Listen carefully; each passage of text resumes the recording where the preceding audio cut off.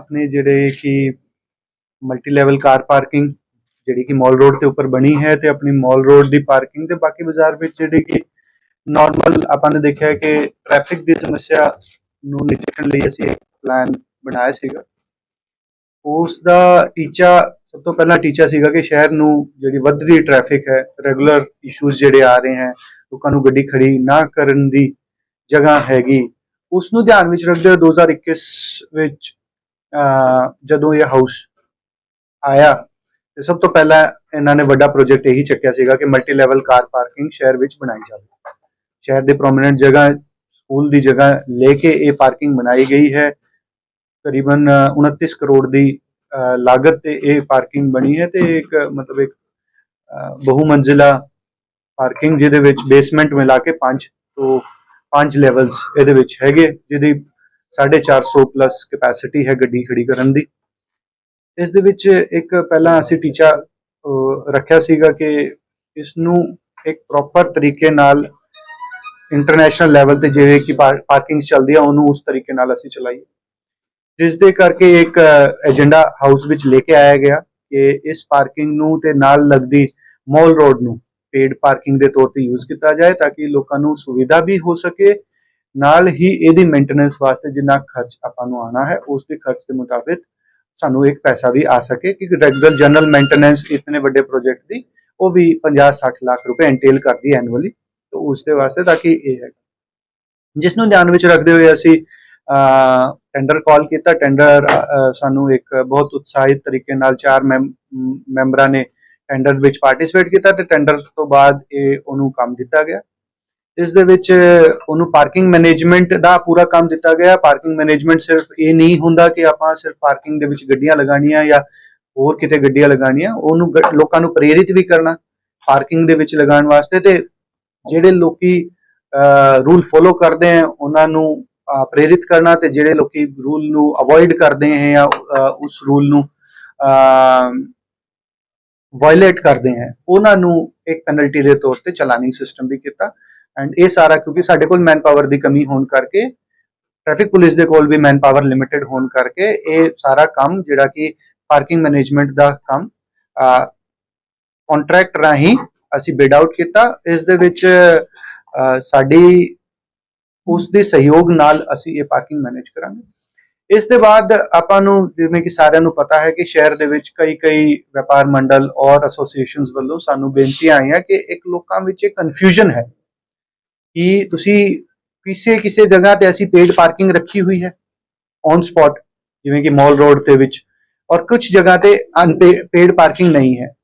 ਸਾਡਾ ਉਸ ਦੇ ਵਿੱਚ ਮਕਸਦ ਸੀਗਾ ਕਿ ਅਸੀਂ ਦੋਵੇਂ ਟਾਈਪ ਮੋਟਰਸਾਈਕਲ, ਸਕੂਟਰ ਤੇ ਗੱਡੀਆਂ, ਇਹਨਾਂ ਦੋਵੇਂ ਟਾਈਪ 2 ਵੀਲਰ 4 ਵੀਲਰਸ ਨੂੰ ਅਸੀਂ ਅਕੋਮੋਡੇਟ ਕਰੀਏ। ਸਪੇਸ ਮੈਨੇਜਮੈਂਟ ਉਸ ਤਰੀਕੇ ਨਾਲ ਹੋਏ ਕਿ ਹਰ ਜਗ੍ਹਾ ਤੇ ਅਸੀਂ ਜੇ ਕਿਤੇ 5, 7, 10 ਗੱਡੀਆਂ ਖੜੀ ਕਰਨ ਦੀ ਪ੍ਰੋਵੀਜ਼ਨ ਰੱਖੀ ਸੀਗੀ ਤਾਂ ਨਾਲ ਹੀ 10-15 ਸਕੂਟਰ ਖੜੇ ਕਰਨ ਦੀ ਪ੍ਰੋਵੀਜ਼ਨ ਰੱਖੀ ਸੀਗੀ। ਔਰ ਪ੍ਰੋਵੀਜ਼ਨ ਸੀਗਾ ਕਿ ਪੀਲੀ ਲਾਈਨ ਦੇ ਅੰਦਰ ਸਕੂਟਰ ਫ੍ਰੀ ਖੜੇ ਹੋਣਗੇ ਤੇ ਗੱਡੀਆਂ ਦੀ ਚਾਰਜਿੰਗ ਹੋਏਗੀ ਜਿਵੇਂ ਕਿ ਮਲਟੀ ਲੈਵਲ ਕਾਰ ਪਾਰਕਿੰਗ ਵਿੱਚ ਉਸ ਦੇ ਤਰਜ਼ ਤੇ ਚਾਰਜ ਰਹੇਗਾ। ਪਰ ਉਸ ਦੇ ਵਿੱਚ ਇੱਕ ਕਨਫਿਊਜ਼ਨ ਕਾਫੀ ਸਾਹਮਣੇ ਆਇਆ ਕਿ ਜੇ 10 ਗੱਡੀਆਂ ਖੜੀਆਂ ਤਾਂ 11ਵੀਂ ਗੱਡੀ ਖੜੀ ਹੋ ਜਾਂਦੀ ਹੈ, ਤਾਂ ਕੀ ਉਹ 11ਵੀਂ ਗੱਡੀ ਨੂੰ ਟੋ ਕੀਤਾ ਜਾਏਗਾ ਜਾਂ ਨਹੀਂ ਕੀਤਾ ਜਾਏਗਾ। ਤਾਂ ਉਸ ਦੇ ਵਿੱਚ ਲੋਕਾਂ ਵਿੱਚ ਕਾਫੀ ਕਨਫਿਊਜ਼ਨ ਸੀਗਾ, ਕਈ ਲੋਕਾਂ ਦੇ ਵਿੱਚ ਰੋਸ਼ ਵੀ ਸੀਗਾ ਕਿ ਮੇਰੀ ਗੱਡੀ ਤਾਂ ਸਹੀ ਜਗ੍ਹਾ ਤੇ ਖੜੀ ਸੀਗੀ, ਉਸ ਤੋਂ ਬਾਅਦ ਵੀ ਟੋ ਕਰ ਲਈ ਗਈ ਹੈ। ਤਾਂ ਉਸ ਨੂੰ ਧਿਆਨ ਵਿੱਚ ਰੱਖਦੇ ਹੋਏ ਲੋਕਾਂ ਦੀ ਡਿਮਾਂਡਸ ਐਂਡ ਵਪਾਰ ਮੰਡਲ ਤੇ ਵੇਰੀਅਸ ਡਿਮਾਂਡਸ ਨੂੰ ਧਿਆਨ ਵਿੱਚ ਰੱਖਦੇ ਹੋਏ ਇੱਕ ਜਿੰਨੀ ਰਿਪਰੈਜ਼ੈਂਟੇਸ਼ਨਸ ਓਵਰ ਦੀ ਪੀਰੀਅਡ ਆਪਾਂ ਨੂੰ ਮਿਲੀ ਹੈਗੀ ਉਸ ਦੇ ਲਈ ਪਹਿਲਾਂ ਇੱਕ ਵਾਰੀ ਐਫਐਨਸੀਸੀ ਦੀ ਮੀਟਿੰਗ ਬੁਲਾਈ ਗਈ ਸੀ। ਉਸ ਐਫਐਨਸੀਸੀ ਦੀ ਮੀਟਿੰਗ ਵਿੱਚ ਆਇਆ ਸੀਗਾ ਕਿ ਇਹ ਸਾਰੇ ਪ੍ਰਪੋਜ਼ਲਸ ਡਿਸਕਸ ਕੀਤੇ ਗਏ ਸੀ ਤੇ ਡਿਸਕਸ ਕਰਨ ਤੋਂ ਬਾਅਦ ਐਫਐਨਸੀਸੀ ਨੇ ਇਹ ਡਿਜ਼ਾਇਰ ਕੀਤਾ ਕਿ ਹਜੇ ਇਸ ਕੰਮ ਨੂੰ ਬਹੁਤ ਕਮ ਸਮਾਂ ਹੋਇਆ ਸ਼ੁਰੂ ਹੋਏ ਨੂੰ। ਜੇ 25 ਜੁਲਾਈ ਦੇ ਆਸ-ਪਾਸ ਇਹ ਕੰਮ ਸ਼ੁਰੂ ਕੀਤਾ ਗਿਆ ਸੀਗਾ, 25 ਜੂਨ ਦੇ ਆਸ-ਪਾਸ, ਸੌਰੀ 25 ਜੂਨ ਦੇ ਆਸ-ਪਾਸ ਤੇ ਕੰਮ ਸ਼ੁਰੂ ਕੀਤਾ ਗਿਆ ਸੀਗਾ। ਪਰ ਆਪਾਂ ਦੇਖੀਏ ਉਸ ਦੇ ਬਾਅਦ ਬਹੁਤ ਜ਼ਿਆਦਾ ਸਮਾਂ ਨਾ ਹੋਣ ਤੋਂ ਬਾਅਦ ਇਹ ਕਿਹਾ ਗਿਆ ਕਿ ਇੱਕ ਵਾਰੀ ਇਸ ਦੀ ਸਮੀਖਿਆ ਦੁਬਾਰਾ ਕੀਤੀ ਜਾਵੇ ਕਿ ਜਿਤਨੀ ਪ੍ਰੋਬਲਮਸ ਜੇ ਆ ਰਹੀ ਹੈ, ਕਿਉਂਕਿ ਜੇ ਆਪਾਂ ਕੋਈ ਵੀ ਨਵਾਂ ਕੰਮ ਸ਼ੁਰੂ ਕਰਦੇ ਹਾਂ ਸ਼ਹਿਰ ਵਿੱਚ, ਪੂਰੇ ਪੰਜਾਬ ਵਿੱਚ ਇਸ ਟਾਈਪ ਦਾ ਕੋਈ ਮਾਡਲ ਨਹੀਂ ਹੈਗਾ ਇਨਫੈਕਟ ਨਾਰਥ ਇੰਡੀਆ ਵਿੱਚ ਵੀ ਲਿਮਿਟਿਡ ਮਾਡਲਸ ਇਸ ਟਾਈਪ ਦੇ ਹੈ। ਉਸ ਨੂੰ ਧਿਆਨ ਵਿੱਚ ਰੱਖਦੇ ਹੋਏ ਅਸੀਂ ਦੇਖਿਆ ਕਿ ਜੇ ਆਪਾਂ ਇਸ ਟਾਈਪ ਦਾ ਕੋਈ ਸਿਸਟਮ ਨਵਾਂ ਸ਼ੁਰੂ ਕਰਦੇ ਹਾਂ ਉਸ ਦੇ ਵਿੱਚ ਪ੍ਰੋਬਲਮਸ ਆਉਂਦੀਆਂ, ਟੀਥਿੰਗ ਪ੍ਰੋਬਲਮਸ ਆਪਾਂ ਕਹਿੰਦੇ ਆ। ਬੱਚਾ ਵੀ ਛੋਟਾ ਹੁੰਦਾ ਉਹਨੂੰ ਵੀ ਦੰਦ ਆਉਂਦੇ ਆ, ਤਾਂ ਉਹ ਆਉਂਦੇ ਤਾਂ ਉਹਦੀ ਭਲਾਈ ਲਈ ਹੈ ਪਰ ਤੰਗ ਤਾਂ ਬੱਚਾ ਹੁੰਦਾ ਹੈ। तो वो टीथिंग प्रॉब्लम्स ਨੂੰ दूर करने वास्ते ਅਸੀਂ जल्दी ट्रायल फेज शुरू करवाया ਤੇ ਉਸ ਨੂੰ ਹੀ दूर ਕਰਨ ਦੀ ਵਿੱਚ ਇੱਕ ਉਹਨਾਂ ਨੇ ਕਿਹਾ ਕਿ FNCC ਨੇ ਡਿਸਾਈਡ ਕੀਤਾ ਕਿ ਇਸ ਨੂੰ ਥੋੜਾ ਹੋਰ ਸਮਾਂ ਆਪਾਂ ਦੇਖ ਲਈਏ ਕਿ ਕੀ ਇਹ ਤਰੀਕਾ ਠੀਕ ਤਰੀਕੇ ਨਾਲ ਚੱਲ ਸਕਦਾ ਹੈ। ਪਰ ਉਹ ਕਨਫਿਊਜ਼ਨ ਕਿਉਂਕਿ ਲੋਕਾਂ ਵਿੱਚ ਦੂਰ ਨਹੀਂ ਹੋਈ ਹੈ, ਇਸ ਕਰਕੇ ਫਿਰ ਤੋਂ ਰਿਪਰੈਜ਼ੈਂਟੇਸ਼ਨ ਸਾਡੇ ਕੋਲ ਆਈ ਹੈ। ਲੋਕਾਂ ਦੀ ਜਿਹੜੀ ਡਿਮਾਂਡ ਆਈ ਉਸ ਨੂੰ ਧਿਆਨ ਵਿੱਚ ਰੱਖਦੇ ਹੋਏ ਦੁਬਾਰਾ ਉਸ ਦੀ ਸਮੀਖਿਆ ਅੱਜ FNCC ਦੀ ਮੀਟਿੰਗ ਨੇ ਕੀਤੀ, ਉਸ ਨੂੰ ਚਰਚਾ ਕੀਤੀ ਤੇ ਚਰਚਾ ਵਿੱਚ FNCC ਵੱਲੋਂ ਇਹ ਡਿਸਾਈਡ ਕੀਤਾ ਗਿਆ ਹੈ ਇੱਕ ਤੋਂ हाँ, और पहला कि लीगली FNCC ने पहली चीज डिसाइड की थी लीगली ਆਪਾਂ किस ਲੈਵਲ ਤੱਕ ਇਸ ਨੂੰ ਅਮੈਂਡ ਕਰ ਸਕਦੇ ਹਾਂ, ਕੰਟਰੈਕਟ ਦੀ ਕੰਡੀਸ਼ਨਸ ਉਹ ਸਾਰੀ ਚੀਜ਼ ਨੂੰ ਉਸ ਨੂੰ ਧਿਆਨ ਵਿੱਚ ਰੱਖਦੇ ਹੋਏ ਲੀਗਲ ਰਾਏ ਵੀ ਅਸੀਂ ਆਪਣੇ ਸਾਡੇ ਜਿਹੜੇ ਇਨ ਹਾਊਸ ਲੀਗਲ ਐਡਵਾਈਜ਼ਰ ਵਕੀਲ ਸਾਹਿਬ ਹੈ ਉਹਨਾਂ ਤੋਂ ਲਈ, ਤਾਂ ਉਹਨਾਂ ਨੇ ਕਿਹਾ ਕਿ ਤੁਸੀਂ ਪਾਰਕਿੰਗ ਸਪੋਰਟਸ ਰਿਡਿਊਸ ਕਰਨਾ ਜਾਂ ਫਿਰ ਰੇਟਸ ਰਿਵਾਈਜ਼ ਕਰਨ ਦੀ ਪਾਵਰ ਤੁਸੀਂ ਕੰਟਰੈਕਟ ਵਿੱਚ ਕਰ ਸਕਦੇ ਹੋ। ਉਸ ਨੂੰ ਧਿਆਨ ਵਿੱਚ ਰੱਖਦੇ ਹੋਏ और डिस्कस करते हुए ये देखा गया कि लोगों की सहूलत वास्ते येलो लाइन के अंदर पार्किंग जिहड़ी है वो असी फ्री उसनू करवा रहे हैं। तो जिन्ने स्पोर्ट्स उस ठेकेदार दे कम होंगे उस करके तो उसका प्रोरेटा बेसिस ते जितना ओदा प्रोरेटा बेसिस ते उन्होंने रिड्यूस ओदी बोली नू रिड्यूस कर दिता जाएगा और वो बोली रिडक्शन और जिहड़ा कि ये अपना येलो लाइन के अंदर पार्किंग अलाउड होएगी, टू व्हीलर फोर व्हीलर ਦੇ ਵਿੱਚ ਕੋਈ ਡਿਸਟਿੰਕਸ਼ਨ ਨਹੀਂ ਹੋਏਗਾ। ਉਸ ਦੀ FNCC ਦੇ ਫੈਸਲੇ ਤੋਂ ਬਾਅਦ ਕੱਲ ਤੋਂ ਇਹ ਚੀਜ਼ ਲਾਗੂ ਹੋ ਜਾਏਗੀ। ਇਸ ਦੇ ਵਿੱਚ ਇਹ ਹੈਗਾ ਕਿ ਦੇਖੋ ਜੀ ਪਾਰਕਿੰਗ ਅਲਾਉ ਤਾਂ ਅਸੀਂ ਕਰ ਰਹੇ ਹਾਂ ਪਰ ਅਲਾਉ ਕਰਨ ਨੂੰ ਦੇ ਨਾਲ ਵੀ ਅਸੀਂ ਚਾਹੁੰਦੇ ਹਾਂ ਕਿ ਉਹ ਸੁਚੱਜੇ ਢੰਗ ਨਾਲ ਹੋਏ।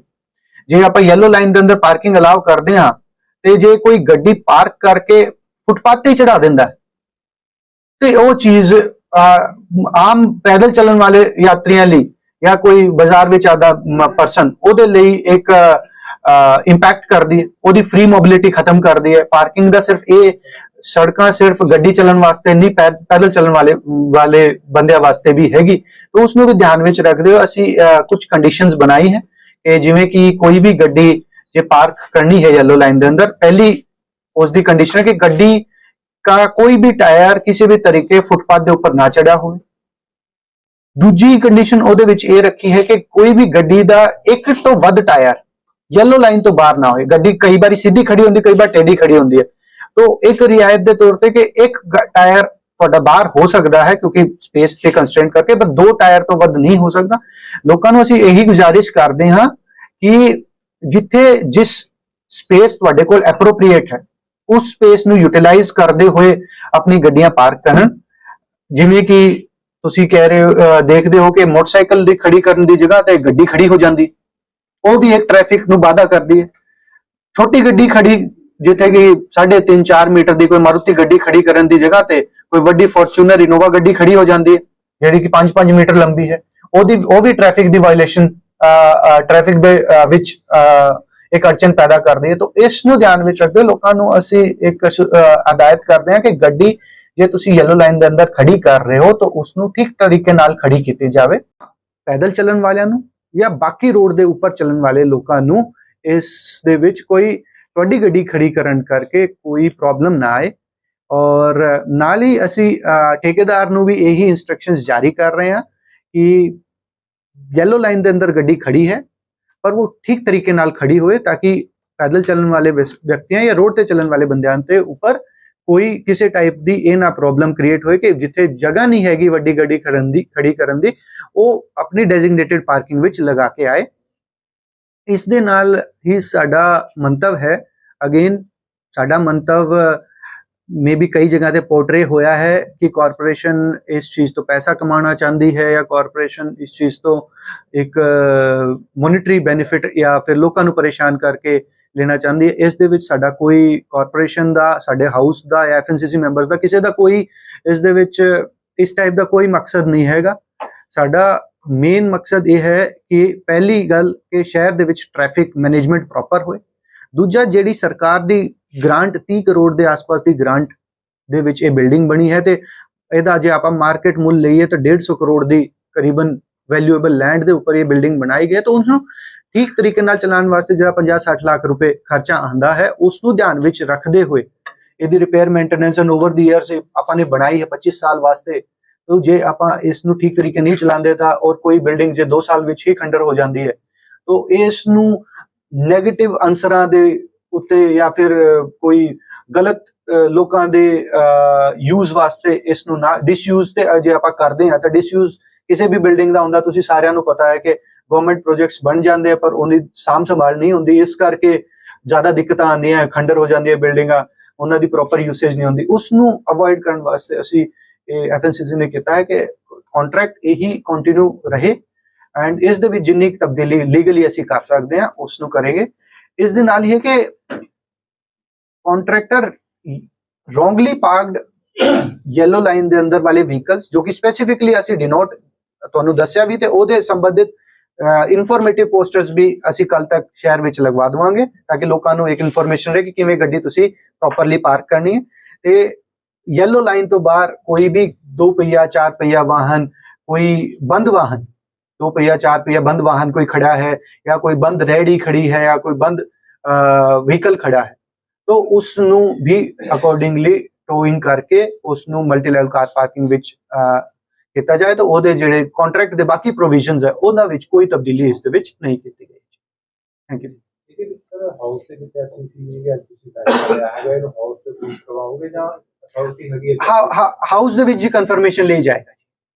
ਹਾਂਜੀ ਕਦੋਂ ਫੈਸਲਾ ਲੈ ਬੁਲਾਉਂਗਾ वो जी within a week house ਦੀ ਮੀਟਿੰਗ ਆਪਾਂ ਬੁਲਾ ਕੇ ਕਿਉਂਕਿ ਹਾਊਸ ਦੇ ਵਿੱਚ ਏਜੰਡਾ ਜਾਣ ਲਈ ਘੱਟੋ ਘੱਟ 72 ਘੰਟੇ ਦਾ ਸਮਾਂ ਚਾਹੀਦਾ ਤੇ ਉਸ ਨੂੰ within a week 7 days ਇਸ ਨੂੰ ਅਸੀਂ ਅਪਰੂਵ ਕਰ पर ये लागू कल तो हो जाएगा। कल से येलो लाइन फ्री हो जाएगी। हाँ जी, जैसे कि ये बता रहे हैं कि व्यापारियों की ये डिमांड है कि येलो लाइन के बाहर जो गाड़ी खड़ी होती है उसे ट्रैफिक पुलिस टो करके ले जाए, ना कि ठेकेदार।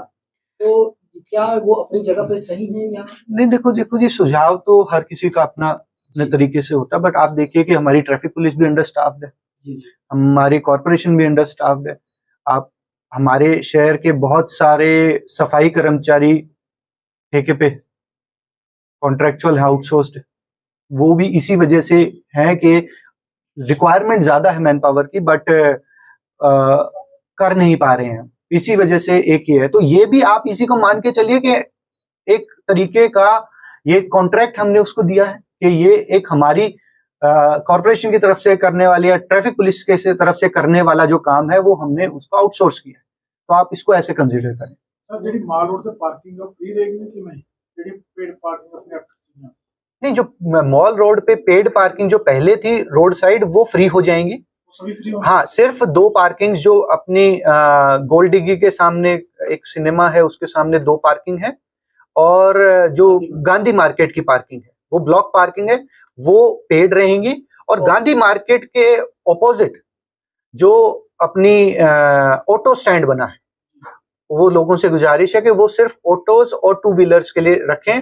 जब हम ऑटो वालों को कहते हैं कि आप उसमें लगाए तो बहुत लोग गाड़ी वहां पे लगा के चले जाते हैं, तो वो गाड़ियां वहां पे अलाउड नहीं होंगी, वहां पे सिर्फ ऑटोज और 2 व्हीलर्स के लिए होगा। स्पोर्ट्स मार्केट को भी जी हमने कंसीडर किया है, कई लोगों की रिक्वेस्ट आई है कि वहां पे काफी निरंतर झगड़े रहते हैं, कोई गाड़ी वहां लगा के धोबी बाजार चले जाता है और स्पोर्ट्स मार्केट के ऊपर इम्पैक्ट फाइनेंशियल इम्पैक्ट पड़ता है। तो उनकी तरफ से ये सजेशन आया था कि स्पोर्ट्स मार्केट को भी 2 व्हीलर ही कर दिया जाए, वहां से गाड़ियों की पार्किंग मना कर दी जाए। उसको भी हमने मान लिया है तो उसको भी अकॉर्डिंगली हम कॉन्ट्रैक्ट मुताबिक उसकी भी अकॉर्डिंग कार्रवाई करेंगे।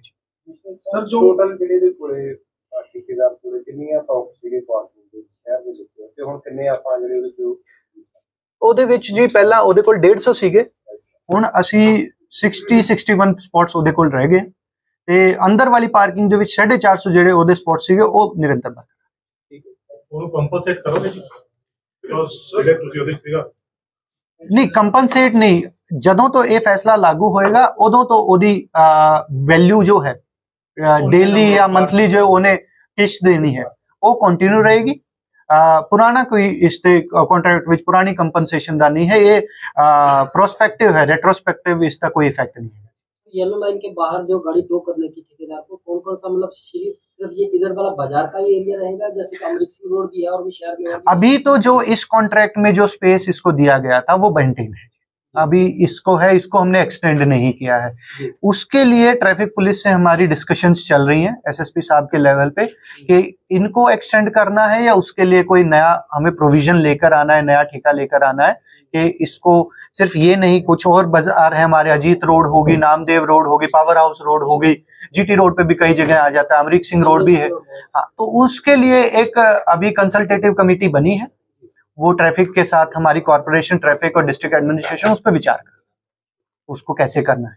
एक सर आपने कहा कि फुटपाथ पैदल चलने के लिए, फुटपाथ पैदल चलने के लिए है ही नहीं, दुकानदार ने ये सारे कब्जे। देखो, उसके लिए हम निरंतर काम करते जा रहे हैं। आपको भी पता होगा 2 महीने पहले, 2-2.5 महीने पहले हमने उसके ऊपर कार्रवाई भी काफी करी थी, लोगों को उसी को कब्जे छुड़वाने के लिए, और इसके तहत भी ये कार्रवाई आगे जारी रहेगी। सर, एक स्पोर्ट्स मार्केट के सामने आपकी पार्किंग है, वो पूरी उन्होंने रेडियो ने कब्जा किया हुआ है। आर्य समाज चौक के पास में वहां कोई पार्किंग नहीं है सच, वो तो स्पेस अवेलेबल है, वो स्पेस अवेलेबल है, वो उसको भी हमने एग्जामिन कर रहे हैं। नया एक एक्ट है, town vending act, street vendors and town vending zone act बना हुआ है, उसके तहत हम देख रहे हैं कि उसको जो स्ट्रीट वेंडर्स हैं उनको हम कैसे वहां से रिहेबिलिटेट करना है या क्या करना है, उसकी भी प्रक्रिया जारी। सर, दुकानदारा वालों जी पार्किंग है वो मूरे भी ना अपने सब्जी दे बना के लोहे दे बना के ला देते हैं कि उसे कोई गड्डी ना खड़े। उसके लिए तय बाजारी के जो हमारी ब्रांच है उसके लिए हमारी रेगुलर कार्रवाई चल रही है। इनफैक्ट उसको तय बाजारी ब्रांच को भी हाउस ने सोचा था कि तय बाजारी ब्रांच को भी हम और सशक्त करेंगे। उसके लिए हमने 2-3 नए व्हीकल्स और कॉन्ट्रैक्ट के लिए कुछ स्टाफ, 10-12 लोगों का स्टाफ हम एडिशनल हायर कर रहे हैं तय बाजारी ब्रांच के लिए स्पेसिफिकली, ताकि ये सिर्फ ये जिम्मेवारी ठेकेदार की ना हो, जो हमारी जिम्मेवारी है हम उसको भी पूरा। असिस्टेंट तो लेके सर आर्य समाज चौक तक बहुत सारी दुकानें सारा सामान बाहर कटे होता है, उस पर इतना नहीं, उसके हम देखो जी रेगुलर कार्रवाई करते रहते हैं, सामान उठाते रहते हैं, जो भी कानून के मुताबिक कार्रवाई है वो हमारी निरंतर चलती रहती है। अगेन मैं आपको बोला कि भी स्टाफ कमी और रिसोर्सेज की कमी होने करके ये थोड़ा ढीला था, इसको हम मानते हैं, और उसी को ध्यान में रखते हुए हमने नए व्हीकल्स के ऑर्डर किए हुए हैं, नए स्टाफ के लिए कॉन्ट्रैक्ट के ऑर्डर्स किए हुए हैं कि जल्दी जैसे वो आ जाएगा इसकी मुहिम में और तेजी लाई जाए। ਸਰ ਇੱਕ ਜਿਹੜਾ ਏਜੰਡਾ ਲਿਆਂਦਾ ਪਹਿਲਾਂ ਤੁਸੀਂ ਇਹ ਗੱਲ ਹਾਊਸਿੰਗ ਮੀਟਿੰਗ ਚ ਕਹਿੰਦੇ ਸੀ ਕਿ ਵਪਾਰੀਆਂ ਨਾਲ ਤੁਹਾਡੀ ਮੀਟਿੰਗ ਬਹੁਤ ਮੀਟਿੰਗਾਂ ਹੋਈਆਂ, ਪਰ ਫਰਕ ਸਰ ਕਿੱਥੇ ਪੈ ਗਿਆ ਸਰ? देखो, मीटिंग होना, पॉलिसी बनना और पॉलिसी इंप्लीमेंट होना, ये 3 अलग अलग चीजें हैं। मीटिंग होने के बाद एक पॉलिसी बनती है, पॉलिसी बनने के बाद इंप्लीमेंट होती है। अब हमारी तरफ से एक पॉलिसी, एक नियम बनाया गया, उन नियम को इम्प्लीमेंटेशन में कई बार आ जाती, जैसे मैंने सबसे पहले कहा कि जैसे टीदिंग प्रॉब्लम्स होती हैं, कोई नया काम शुरू करते हैं, हमारे पास कोई रेफरेंस नहीं था, पूरे पंजाब में से कोई डॉक्यूमेंट नहीं है, कोई तरीका नहीं है कि कैसे करना, हम भी पहली बार कर रहे हैं, क्या पता हमारे 1-2 बारी पैदल चलने से कदम थोड़े बहुत डगमगा जाते हैं, लेकिन उसके बाद जब हम सही चलना शुरू करते हैं तो क्या पता हमें देख के बाकी डिस्ट्रिक्ट्स इसको फॉलो करें, तो हम मिसाल बन जाए इसमें। आर्य समाज चौक एक साइकिलों की दुकान है, हाँ जी जी, ਉਹ ਪਤਾ ਨਹੀਂ ਉਹਦੇ ਇਹ ਕਹ ਲੋ ਵੀ ਕਿਹਦਾ ਹੱਥ ਹੈ, ਪਤਾ ਨਹੀਂ ਲੱਗਦਾ। ਤੁਹਾਡੇ ਨਾਲ ਵੀ ਮੇਰੀ ਇਸ ਜੀ, ਗੱਲ ਤੇ ਬੜੀ ਬੜੀ ਗੱਲ ਹੋਈ ਹੈ जी जी। ਉਹਦੇ ਤੋਂ ਆਪਾਂ ਸਮਾਨ ਹਲਕਾ ਕਰ ਲਿਆ, ਮੇਰੀ ਚੁੱਪ ਨਹੀਂ नहीं जी, हमने अभी रिसेंटली पिछले हफ्ते ही उनकी 4-5 साइकिलें उठाई हैं। ਉਹ ਉਵੇਂ ਤਾਂ ਉਵੇਂ ਹੈ ਸਭ ਜਾਣੇ नहीं देखो, मैं आपको ये देखो, ये कैट एंड माउस का गेम है, इसको हम करते हैं।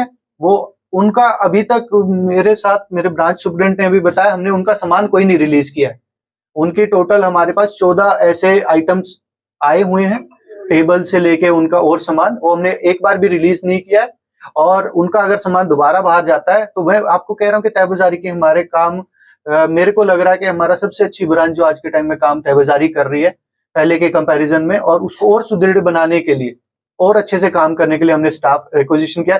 और इसी काम के लिए आप देखेंगे कि हमने सरकार से भी, पंजाब पुलिस से हमने 6 पुलिसकर्मी एडिशनल मंगवाई, 1 ASI और 5 कांस्टेबल एडिशनल मांगे हैं, जिसमें से अभी मुझे लगता है 1 या 2 कर्मी ज्वाइन करने वाले हैं, बाकी ज्वाइन कर चुके, ताकि कॉर्पोरेशन का जो एनफोर्समेंट विंग है वो स्ट्रॉन्ग हो।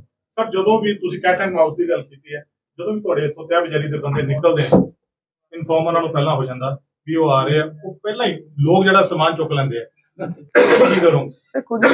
इन्फॉर्म करना, हम कोई भी काम कोई सेंधमारी के साथ नहीं करते। इंफॉर्मेशन हम नहीं कह रहे कि हम इंफॉर्मेशन देते हैं, अगर किसी को इंफॉर्मेशन मिल जाती है और वो उस डर से भी अगर अपना सामान पीछे कर लेता है, तो that should also act as a deterrent, कि उसके मन में इतना डर तो है कि 13,000 की गाड़ी आ रही है। सर उसका फायदा फॉर द टाइमिंग कर लिया 5 मिनट फिर नहीं, ऐसा नहीं, ऐसा बिल्कुल नहीं है। वो गाड़ी ऐसा नहीं है कि आज निकली है तो 10 मिनट का चक्कर करके आएगी। ਇਹਨਾਂ ਦਾ ਮਸਲਾ ਇਹ ਹੈ ਵੀ ਉਹਦਾ ਹੱਲ ਕੀਤਾ ਜਾਵੇ, ਤੁਸੀਂ ਆਰਡਰ ਕਰ ਦਿਓ, ਕੱਲ ਹੋ ਜਾਊਗਾ। नहीं, वो कर देंगे जो फ्रैंकली स्पीकिंग ही सेज ਕਿ ਤੁਸੀਂ ਜੋ ਮਰਜ਼ੀ ਕਰ ਲਓ, ਬਾਕੀ ਬਾਤ ਕਰਦੇ ਰਹੇ ਹਾਂ ਉਦੋਂ ਤੱਕ ਕਰੋ। ਅਸੀਂ ਪਾਸੇ ਨਹੀਂ ਹੁੰਦੇ। हाँ जी, ਸਰ ਇੱਕ ਦੁਕਾਨਾਂ ਦੇ ਅੱਗੇ ਇਹਦਾ ਜਵਾਬ ਤਾਂ ਲੈ ਲੈਂਦੇ। ਜੰਗਲੇ ਵੀ ਲੱਗੇ वो भी जी हटा रहे हैं जी, हटा रहे हैं। हमने काफी जीटी रोड पे भी काफी एक्शन लिया है इसके ऊपर और बाकी जगह पे लिया है। बट हमारा आज का मेन मकसद ट्रैफिक मैनेजमेंट और पार्किंग का ही। ਕਮਿਸ਼ਨਰ ਸਾਹਿਬ ਗੱਡੀਆਂ ਜਿਹੜੇ ਕਿਰਾਏ ਤੇ ਚਲਾਉਣ ਦਾ ਕੰਮ ਕਰਦੇ ਨੇ, ਜਿਵੇਂ ਸਵਾਸ ਮਾਰਕੀਟ ਹੈ, ਆਈਲਾ ਬਠਿੰਡਾ ਪਾਰਕਿੰਗ ਵਗੈਰਾ,